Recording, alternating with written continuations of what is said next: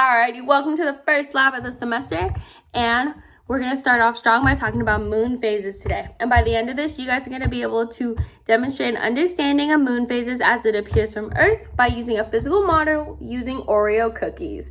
Now, let's go ahead and talk about the materials you're going to need. We're going to need some Oreo cookies, some markers, and some paper. Preferably a big sheet like this, or even a poster board, or putting a bunch of little pieces of paper together to make one big piece. Whatever you guys have, go ahead and use it.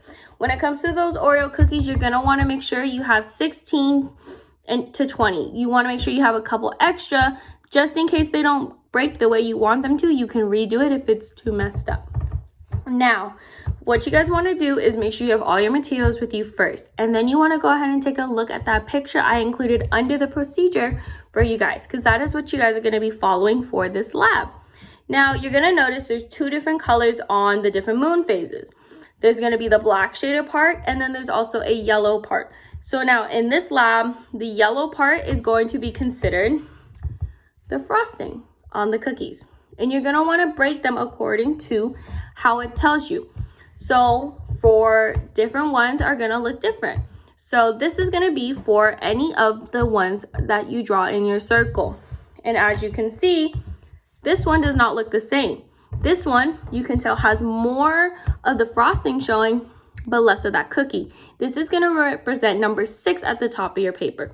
So as you can tell, these two cookies look very different, but they're each representing something. So you want to make sure you try to get as close as you can, just so that you can see how different parts are showing when it's a different phase of the moon. So now you guys are going to go ahead and watch a sped up version of me making this diagram, and then we'll wrap it up and review everything you guys are going to take away from this lab.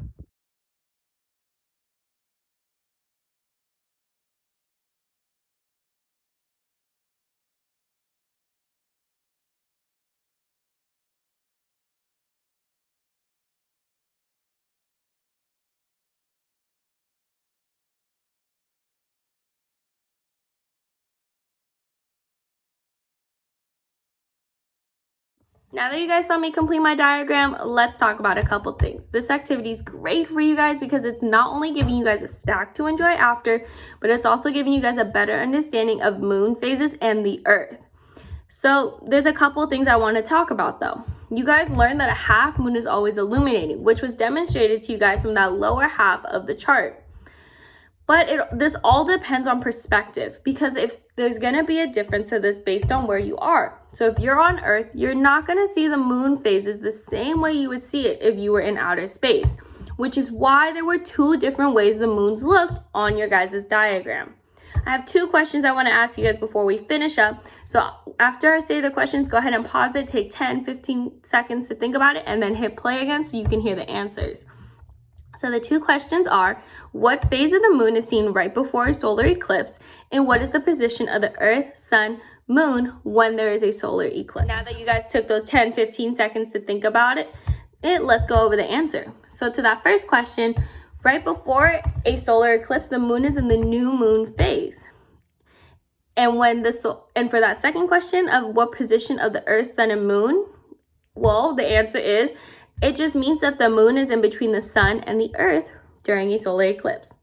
Now that we wrapped everything up, I hope you guys had a great time doing this lab, and I'll see you in the next lab video.